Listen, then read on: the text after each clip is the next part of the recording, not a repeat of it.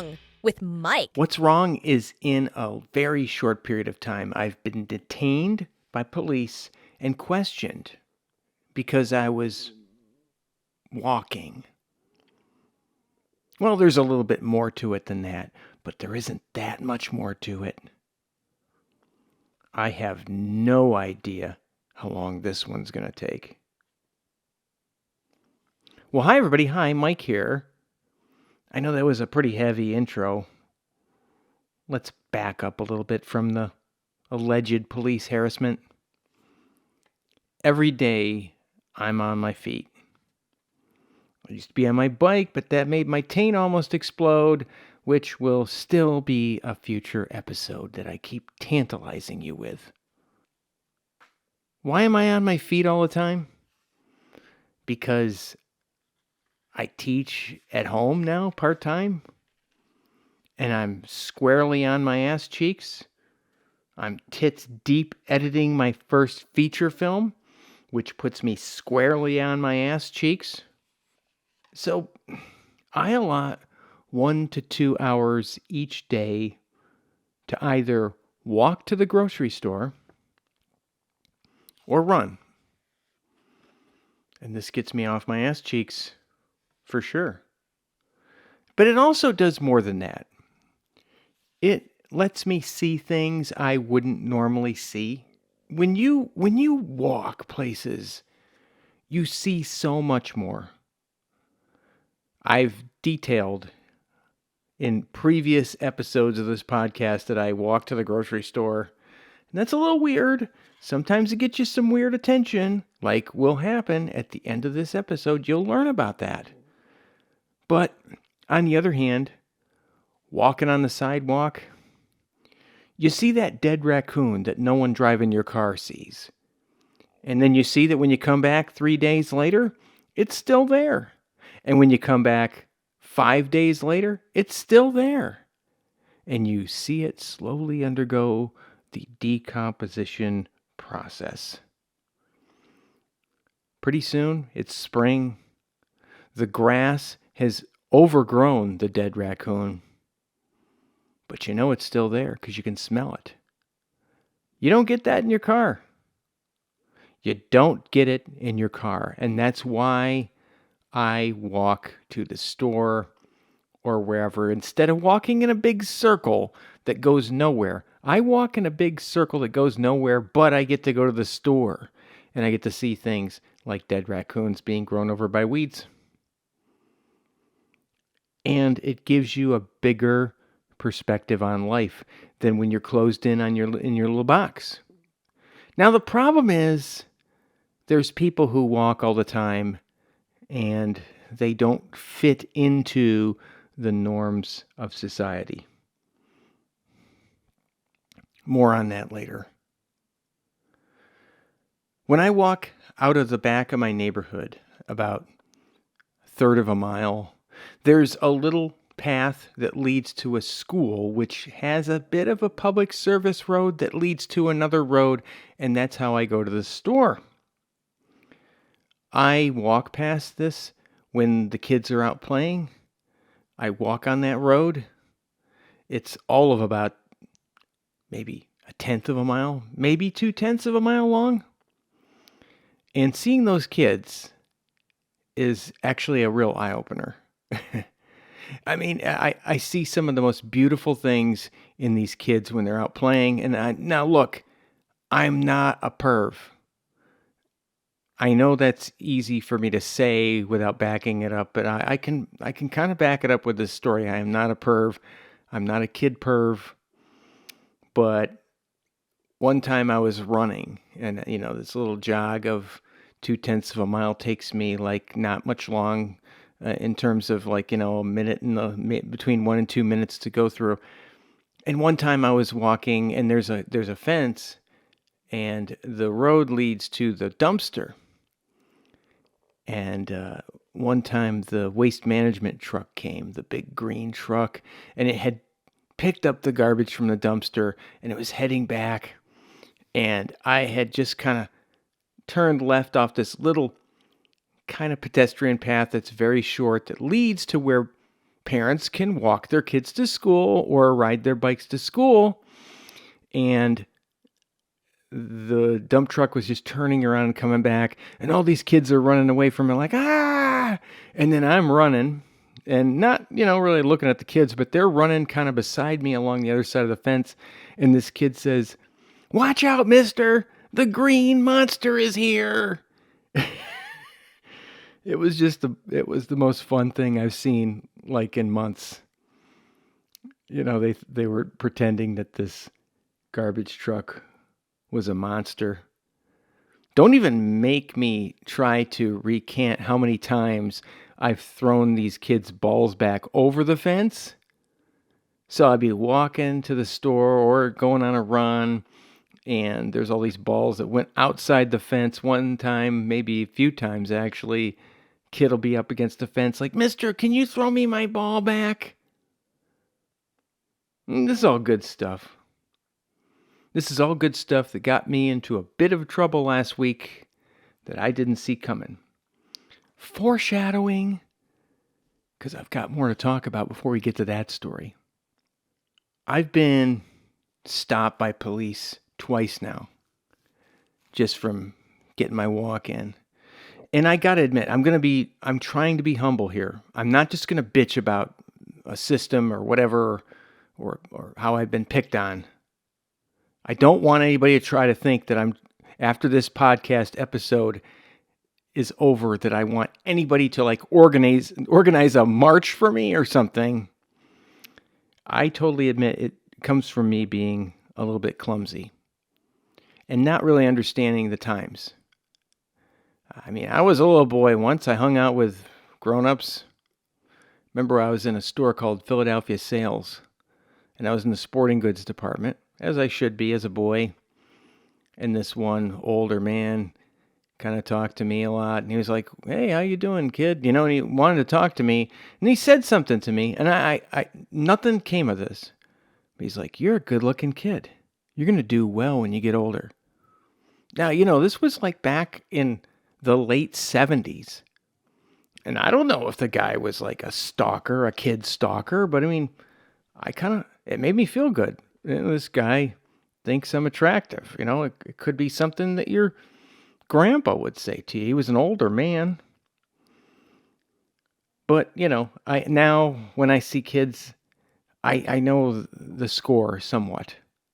I'll throw him a soccer ball, but if there's just me and a kid walking down the sidewalk, if he says hi to me, I'll say hi. I won't say hi to the kid. There's nothing to be gained from that. One time, I was doing a videography gig for a family, a pretty prevalent family in this area.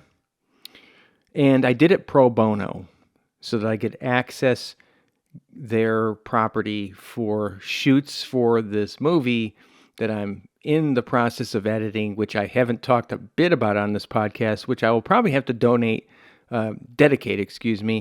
at least a couple episodes to tell you all about the experience. Mostly good, sometimes bad, but the experience of filming and writing and now editing this project. So in order to gain access to their locations, I agreed to do videography for the family events. And there was log cabins there and other things, and this was the big reunion event. Family members from all across, not just the country, but from the world. They're a pretty big name family. Came, and there was like 650 people there. And I was, taking video of these kids playing ping pong and just trying to capture everything because there was a lot of games and stuff. It wasn't just like I was hanging around filming kids. I was getting interviews with the elders of the family and stuff like that. Well, my battery ran out on my camera. And I had to go and get a replacement battery before the next thing came up. And this kid was kind of hanging around me. And, hey, I was a kid once. I was a boy. And I wanted affirmation from adults. And he was just kind of following me around, seeing what I was filming. And it was kind of nice to have his company. And I said, hey, I got to go to my car and get a replacement battery, so I'll be right back. The kid goes, well, can I come with you? And I guess I didn't know what else to say, so I said, sure, you can come with me. So I go back to the car, I get the battery. The parking lot is jam-packed. There was even a little ATV taking people in with a trailer on it because the parking was so far away. And I walk all the way out there with this kid, and I come back, and the grandpa sees us. And he says, hey, where you been? To the kid. And I told him, I said, hey, I just had to go back to my car for a little bit. And he kind of looks at me like, oh, okay. And you ever talk yourself into a hole even more than you did already? Because it could be construed that I went back to the car with this kid because I was trying to capture him or something. But, he kind of looked at me with a side eye. And I decided to try to explain further. And this is when I talked to myself into a hole. I said, well, we've been bonding for a little while. So, like I'm saying, I've been clumsy, and maybe I'm a little naive at times about what I should do. And certainly, if the kid asked me now if he could come with me to the car, I'll say, well, let's go find your parents first. Then I'll go back to the car if they think it's okay. The kid would probably just buzz off and be like, yeah, okay, never mind. The first time police detained me for walking around was maybe 3 or 4 years ago. It was New Year's Eve. It was dusk. Here's the setting. Travis and I, as you know, we had our Dose Dollar Store Dudes video series on YouTube. We decided, wouldn't it be cool if we could decide we could have a challenge where I try to get as much scrap metal as I can and you try to get as much scrap metal as you could. Well, he won in a landslide because we went to the scrap metal recycling place and he brought a water heater, a bunch of other, shred material that was made out of steel. But it was so massive, he beat me by $10 or maybe even $20. Something like he took home $35 and I took home $15. Something crazy lopsided like that. So I decided okay, look, I'm going with unit price here. He's going to get a water heater, which he picked right up off the street the day of. He didn't even do any planning, the bastard. I'm going to find and pick up cans. I was going through a period where I was riding my bike a lot and that made my taint explode, so I decided to give up the bike. I didn't even know if running was hurting it, so I decided I was walking, and that's how I'd get my steps in. Slapped on 10 pounds instantaneously. And so I decided I'm going to go walk down this road, which is in between the neighborhood and this moose lodge. And every day driving to work, I just see all these cans, big, tall cans, just must have been thrown out vehicles. Probably right before, I would imagine what happens is dude goes to the moose lodge or goes to the gas station, gets a beer on the, way home, drives and drinks it on the way home, chucks it out the window. This place is lined with cans. And I'm I'm going to pick up so many cans over the next couple of weeks that I will kick Travis's ass. So I didn't really feel called to do that during the daylight because I was too embarrassed. Big garbage bag over my, shoulder like I'm Santa Claus. I did it all at night.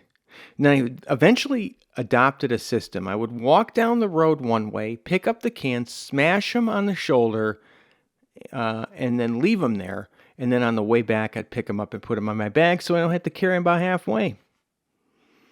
Well, on the way out, not back, I'm walking, and because it's New Year's Eve or something, it might have been a weekend night as well, there's cars, lots of traffic, and there's not a big shoulder. So I was jumping off when cars were coming at me, and I was getting into the shoulder, and I was kind of coming back out when they were done. I see this police cruiser go by, and I'm jumping into the shoulder, or jumping into the gutter, and then jumping back out. 2 minutes later, lights flashing, asks me to stay where I am, comes over, asks me what I'm doing, frisks me, asks for my ID. I have no ID. I don't have any ID. And I told him, like, hey, I'm gonna tell you the truth right now. And he's like, oh, his ears perked up. They love the truth. Like, there's gonna be something more than this. I'm like, I'm engaging in a scrapping challenge with my friend, and I'm trying to pick up beer cans. And, it's just kind of funny. Dude says, where's your ID? I'm like, no, I don't have my ID. By the way, when they frisk you, they cover a lot of intimate parts. I mean, he, in my back pockets, in my front pockets, it's a real feel up. So he tells me that, wants my ID. I'm like, I don't have an ID. What's your social number? He runs my social number, finds out where I live, finds out I live close by. He's like, let me give you a ride home. Crazy guy is what I'm thinking. Could have been a nice addendum to that. Like, let me give you a ride home. I think that's their solution to a lot of things. Like, oh, this guy's doing something weird. No one else was out walking then. It's not illegal for me to be walking on the road. It certainly would help society if I picked up all those cans and sent them down to the recycling center. But it just is weird, right? He told me, like, well, I don't want to be getting calls for people popping in and out of the road. So it's always I don't want to get calls. And I got to admit, part of what biased me for the next thing that happened last week was I do watch too much YouTube of this guy called the civil rights lawyer, and I see a lot of police slamming kids to the ground and stuff, and it did bias me. And certainly nothing I'm talking about here, getting a ride home in the cop car, and I'm like, dang, I didn't pick up any of the cans. Oh, well, at least I didn't get my ass beat and slammed to the ground. So that was a little bit humbling, I guess I'd say. I'm a man in my 50s. I'm getting a ride home from the cop car. Tomorrow, I'm going to go teach a couple lectures for young people who want to learn chemistry. So what happened last week? I walk to the store. I bring a cinch sack in my right-hand pocket, my front right-hand pocket. I fold it up, and it's like one of those drawstring bags. And I go to the store and I shop without any sort of real urgency because I go there 3-4 times a week. And that helps me kind of understand the landscape of how to get my groceries a little cheaper. Sometimes there's markdown stuff that's going to expire. I get it right in the freezer. Sometimes there's stuff that's produce that they put in a little kind of red bag and sell it for 99 cents. Sometimes they're just really good sales. It lets me shop on my own terms, and I'm getting my walk in. It's 4.5 miles round trip so that I can burn off all the beer and wine I drank the night before. It's a perfect system to me. Yeah, maybe once in a while at an intersection I almost get hit by someone taking a right or left turn. Well, here's what happened. On these trips, one time I saw, on the way out, I saw on one of my runs, I saw a fake election sign that said, and I quote this, "Presidents are temporary, Wu-Tang is forever." And this tickled me so much. On my run, I didn't have my phone. I'm like, next time I walk to the store, I'm going to go buy that. And I forgot. On the way to the store, I forgot to go buy it. So on the way back, I go by, take a picture, put it on social media. People enjoyed it. Great. Hopefully, end of story. No. What happened is that little deviation onto that road took me right to the entrance of this school where my kids went. My kids attended this middle school. Is it a middle school? Yeah, elementary school. I'm sorry. This elementary school. And so I'm walking up, and it's the shortest path because out of the back of my neighborhood there's this little teeny bike path leading to a service road that leads to the dumpsters, but then the service road goes the other way and goes right next to a road. All right, so I've done it many times. There's kids out playing, but I walk in front of the school where the cars are parked. And by the way, there is a food pantry type enclosure, little kind of thing like you see library books, like, hey, here's some library books, There's a little thing like you got a can of soup or you got some mac and cheese, put it in here. It's weatherproofed a little bit. There's a little door. And you could take a can of soup if you need one. It's kind of like this whole feed the community sort of thing. So I'm not really getting the vibe that it's inappropriate to walk next to the school. Do I want to charge in the front door? Well, I know I've visited high schools my whole career. When I visited them as part of my day job when I worked full time, I visited high schools to ensure that our courses that we teach in the high schools are being taught to the standards that they should be, which they weren't, by the way. That's a different episode altogether. Okay, so I don't feel the vibe that I can't walk the sidewalk along the border of the structure of the school, and I didn't really feel the vibe ever that I shouldn't walk this little road. There's no signs that say it's trespassing when school's in session or anything. I've thrown soccer balls over the fence. Well, when I came up to the school, I saw the DARE officer. It's a female. She's coming out. I know it's the DARE officer because the cruiser's always parked out front there. And I see a little bit more face looking at me than I normally want.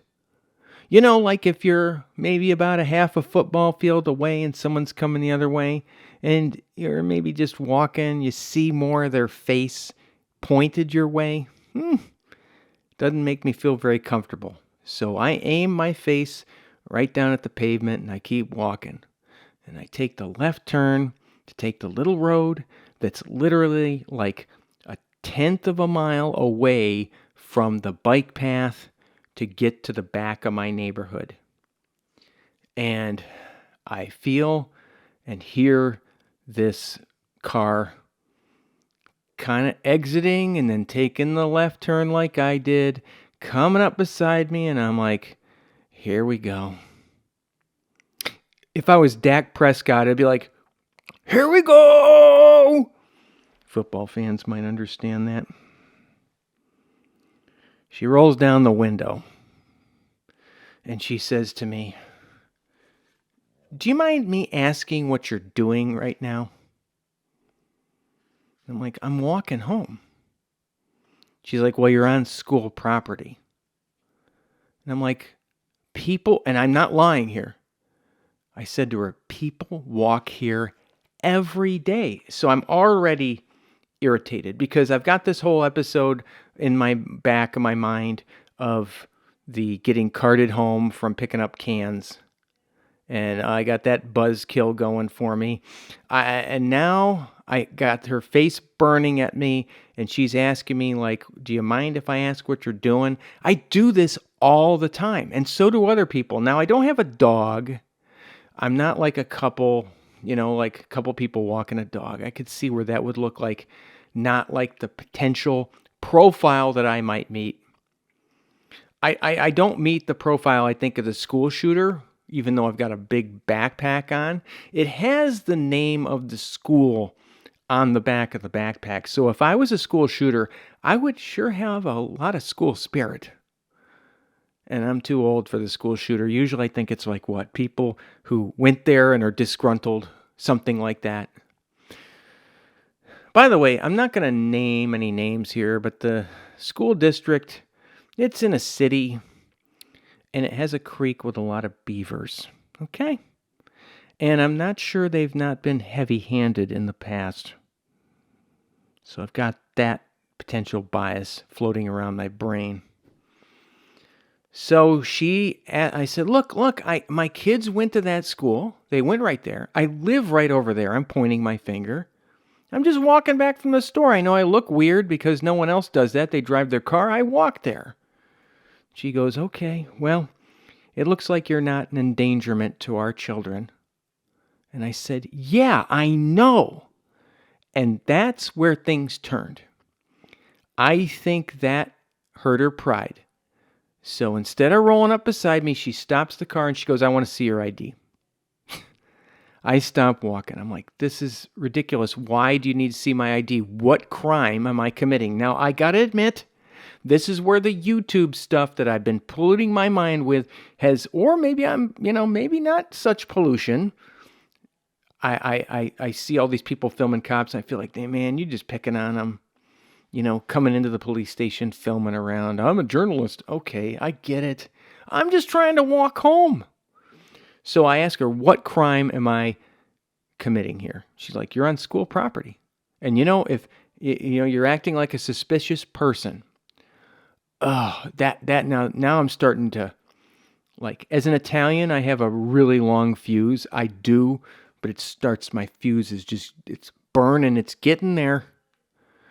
So I'm like, this is really, I'm going to give you my ID, but I'm not doing anything wrong here. I don't think. I didn't know. How do I know this is school property? This is school property. So she runs my ID. She walkie-talkies, on the radio. We might need another unit out here. I'm like, oh, here we go. Here we go. So she reads my number in the freaking, pilot alphabet. It's Romeo, whatever K is. I don't remember. Knife. No, I don't know. So she reads my number of my driver license. It comes back clean, of course. And she's like, and while this is happening, I'm like, the other unit's coming. Phone's coming out, man. Like, I'm bringing the phone out. And I might have thought that might have biased her a little bit because she sees my phone coming out. And I'm getting the camera app out and we are going to film this thing. If the other unit comes out, I'm literally feet away from getting to my neighborhood. If she'd have just let me walk, I would have kept walking. So, she says, like, disregard, and I don't know. And she's like, well, look, you're on school property, and wouldn't you want me to question anybody who came on here to make sure that if your kids were going to this school, that they were being kept safe? Kept safe. And I'm like, yeah, but you don't do that. You don't do that with anybody else, but just me. You don't stop everybody that comes here. And she's like, I'm here all the time. I'm like, no, you're not. Because she's not. So I guess she felt me being heated. And then she de-escalated. Or whatever. But, she let me go home. I could have probably gotten, if you do a Google search, is it trespassing to go on school property?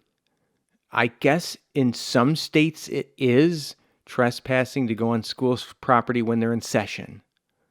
But there's no signs. There's the food pantry thing. I'm literally renting this little road so that I don't have to walk another half mile each way to go further around the school. It goes to the back of my neighborhood. There's a stop sign and a speed bump to make sure that vehicles don't run over people walking there and back. But you know what the real clincher is? This was the DARE officer. I feel a little bit hypocritical. I'm neutral on the DARE program. When my kids went to that exact same school, I went to several presentations, and they were in the evening, so I was extremely wine buzzed like I am right now. I feel like I'm at a DARE presentation, and I've had 3 glasses of wine on me. Am I .08? Here's what really gets me. This kid comes up to the fence while she's going through this whole running my ID, and the kid says, "What's going on?" And she goes, "I'm trying to keep you safe." Ooh, nothing says I'm a pedo more than that. And I tried to unbury what was really wrong with this, and here it is.